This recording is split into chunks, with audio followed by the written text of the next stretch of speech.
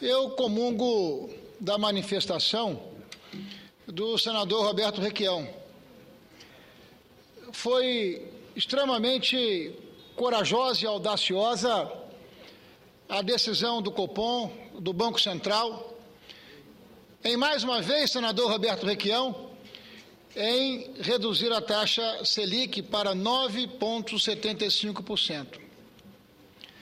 Mas todos nós sabemos que precisamos ir muito além, porque a taxa Selic não impacta diretamente o dia a dia do trabalhador, do microempresário, de quem tem necessidade de se valer do crédito, que é uma ferramenta extraordinária para que o trabalhador, o empresário, o empreendedor, enfim, possa buscar a prosperidade.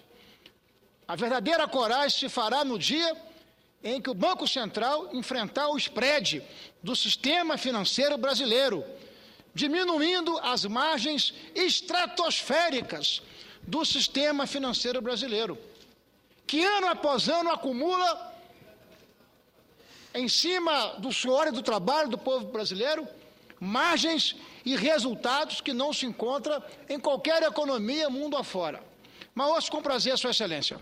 Senador Ferraço, a ABIMAC nos mandou uma comunicação, Vossa Excelência deve ser recebido também, o senador Armando Monteiro colocou no plenário.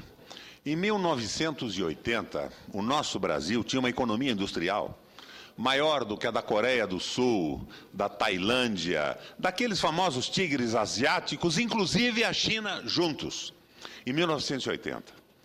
Num levantamento de 2010, 30 anos depois, nós verificamos que a nossa economia, que era superior à deles em conjunto, não chega a 15% da economia industrial desses países. Nós estamos em dificuldades e não vamos atribuir isso ao governo do PT, a Lula, a Dilma, porque são 30 anos de condução política com a predominância dos interesses do capital vadio, o capital financeiro, o capital que domina o Banco Central ao longo desses 30 anos, o capital que não produz um bem, uma roupa, um parafuso, não gera um emprego. Pois muito bem. Eu conversava com o senador Dornelles uma tarde dessas. E juntos nós imaginamos uma mudança política extremamente importante. Tão importante quanto essa redução para 9,75. Que é importante, é corajosa, mas talvez tenha vindo atrasada. Porque enquanto em 2010 o nosso PIB subiu 7,5, em 2011 subiu 2,7.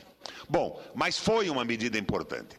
E eu espero que não seja atrasada, porque os efeitos vão surgir lá na frente. O que a nossa presidenta poderia fazer hoje?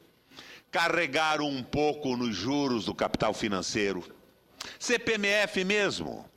Aumentar o custo do capital financeiro nos seus lucros absurdos e reduzir impostos de setores industriais que estão quebrando, como, por exemplo, a indústria de brinquedo. Reduzir a zero, possibilitar a retomada de setores industriais brasileiros e gravar um pouco o capital vadio, o capital que não produz nada. Então fica aqui, no plenário, com a parte que Vossa Excelência gentilmente me concede, essa sugestão. E a minha concordância com a abertura do seu discurso. Estamos fazendo alguma coisa. Talvez um pouco tarde, mas seguramente com um pouco de tibieza. Nós estamos primarizando a nossa economia. Mas não se atribua nem o seu pronunciamento, nem o meu à parte, a uma oposição ao governo da presidenta Dilma. Isto vem de 30 anos. São políticas equivocadas do Estado brasileiro. E isto pode ser corrigido e a nossa presidenta tem agora, com coragem, a sua oportunidade. E quanto a esta visão da suposta derrota da presidenta ontem, que eu acho que foi apenas a correção de um erro e não uma derrota, eu diria a Vossa Excelência que os 36 senadores que derrubaram a indicação do senhor Bernardo Figueiredo são uma espécie de anjos da guarda da presidenta da República, evitando o cometimento de um erro. De 3 em 3 meses, nós recebemos aqui na Comissão de Assuntos Econômicos a presença do presidente do Banco Central.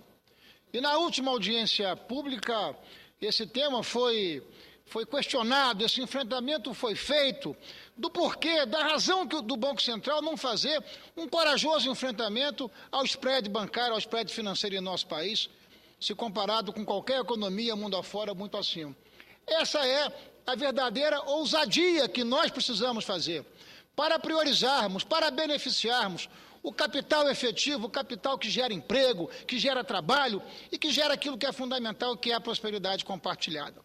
Mas o motivo, meu caro senador Requião, da minha presença na tribuna é também para homenagear as mulheres brasileiras.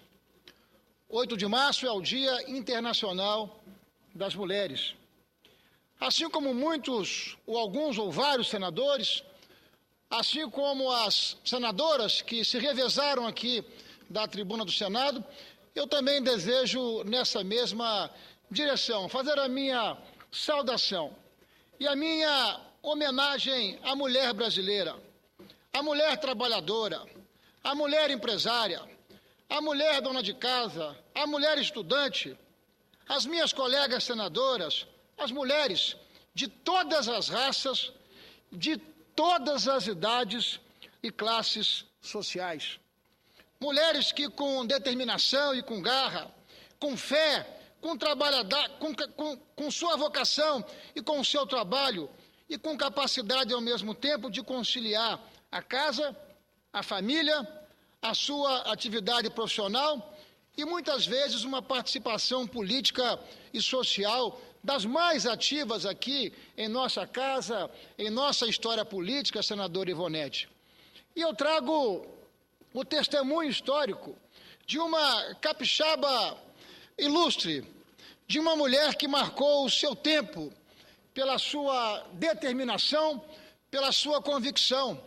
Eu me refiro a Emiliana Viana Emery, uma capixaba do município do Alegre, no sul do estado do Espírito Santo, uma capixaba que fez a diferença em seu tempo.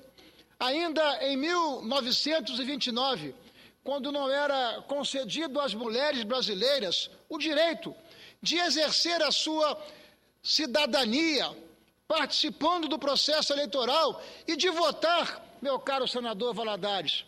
O que fez Emiliana Viana Emery?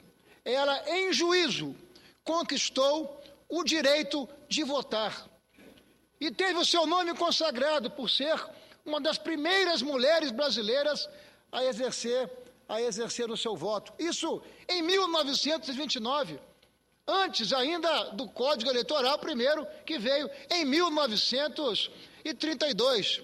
Muito bem, essa mulher era uma mulher viúva cedo, mãe de 7 filhos, uma mulher que se realizou, uma empresária próspera, que fundou, inclusive no município do Alegre, na região sul do meu estado, um hotel que foi fechado pela Revolução de 30, um hotel que abrigou e que acolheu, à época, os revolucionários de então, fundando no sul do meu estado campo de aviação, contribuindo com a estrutura daquela região e contribuindo, sobretudo, com uma voz e um exercício de muita vanguarda.